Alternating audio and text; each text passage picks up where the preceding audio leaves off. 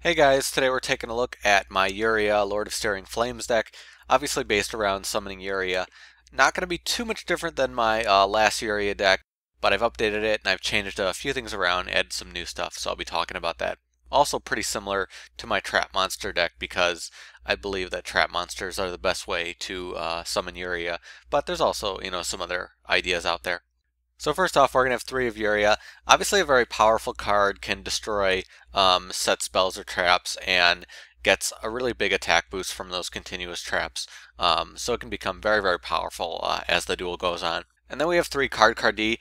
Really good in this deck because it's not really any sort of disadvantage since you're doing most of the summoning on the next turn or during your opponent's turn. So really nice to get some draw power and doesn't run in the way of what you're trying to do.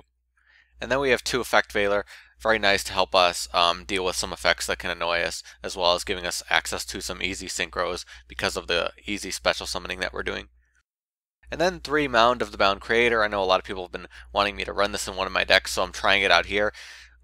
Basically making Uria very, very strong once you get him out, and has some additional things I could do with this deck, which can make it really, really nice, and giving you obviously additional burn damage when you're blowing up monsters. And then 2 MST and 1 Dark Hole. So now for the obviously heavily based trap part of the deck. So 3 Zoma obviously is a really good card overall with high attack and another additional effect to do some big damage. And then Tiki Curse, another good beater trap monster.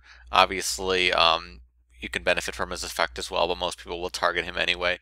And then Embodiment of Apophis, another nice sort of balanced attack defense card, and gives you access to some additional plays. Because it's Earth, you have access to like Natura's, for example, which is very interesting. And then we're running 3 Metal Reflect Slime, so obviously helping us stall really well with 3000 defense, giving us access to high-level synchros and high-level XYZs, and also benefiting from Mound of the Bound Creator, which is very interesting. And then we have 2 Shapesister, giving us access to more synchros. As I said before, you can use Apophis for Natura, so you can also use Shapesister because it's Earth, which is very nice. And then 1 Anti-Spell Fragrance, just very nice for this deck. Combos really, really well with Uria to blow up those cards that get set. And then 1 Imperial Custom, some more insurance to back up your trap monsters. You can definitely run more than one of this if you want. And then 2 Fiendish Chain, obviously a good card overall, but very, very helpful in this deck. And then 2 Dimensional Prison, 2 Mirror Force, mostly other staple traps, just helping us out to protect our monsters. Very, very important so we can get out Uria. So now for the extra deck, going to have a split between Synchros and XYZs. Catastor with Effect Veiler and the trap monsters.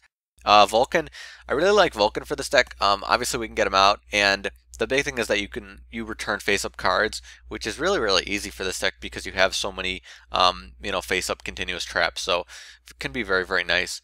And then Naturia Barkion, as I said before, you could run this in a very powerful card. Wurm, we can get this out with 2 trap monsters and Effect Veiler, can be very powerful. And then we have Leo and Ally of Justice Decisive Armor, just another synchro that we can do when we have 2 4s and Shapesister, which is definitely very nice because these are very powerful cards, in the right situation. And Star Eater, this card can also get out really, really easily with Effect Veiler and, Uria or Metal Reflect Slime, and then it will get the benefit from Mound of the Bound Creator.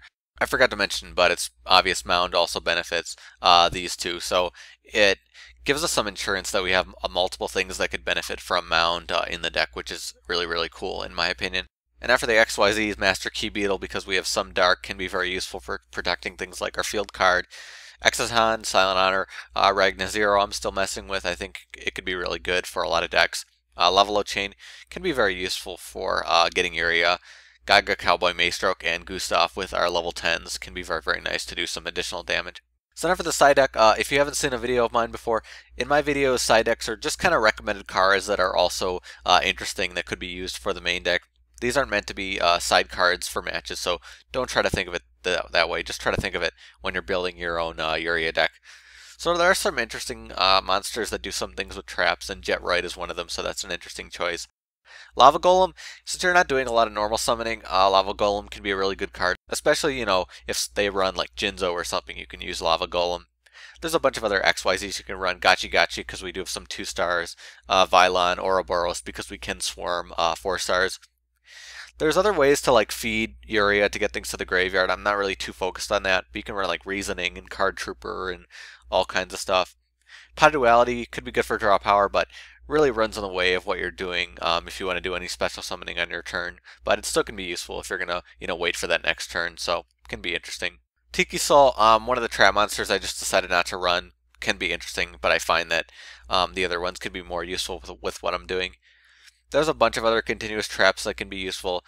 Begone Knave can be nice for bouncing cards. Scrubbed Raid can help you power up Uria. Ordeal of a Traveler, but the problem is with Ordeal of a Traveler, your opponent's going to probably know that most of your deck is traps. Gravity Bind, Nightmare Wheel, Backfire if you want to run this deck with fire monsters, that can be useful. Trap Reclamation could be an interesting thing to feed Uria. And Fury Fervor you can actually use, even though it's not a continuous trap, because Uria only requires sending face up traps, so they don't have to be continuous. And there's a lot of other things you can run this with, like ninjas, which use a lot of continuous traps, and other deck types that would like to bring out those continuous traps and feed up Uria, which can be really interesting. So that's my Uria deck. Again, just a trap-focused deck, pretty similar to trap monsters and decks that run that type of thing. Obviously, it can be blown up by cards like Jinzo, but that's kind of what you have to do in order to run a deck that focuses on bringing out Uria. Still having a lot of fun with it, and when you have Mound on the field and some of these powerful synchros or Uria, you start to have a really good situation, and the deck can be really, really strong at those points in the duel. But if you guys have your own Uria deck, a deck that utilizes him, you could post below. Let me know in the comments. You can make suggestions for me. Maybe there's some cards I didn't think about, so you can let me know. I'd definitely love to hear that. But that's about it for me. Thank you guys for watching. I'll see you later.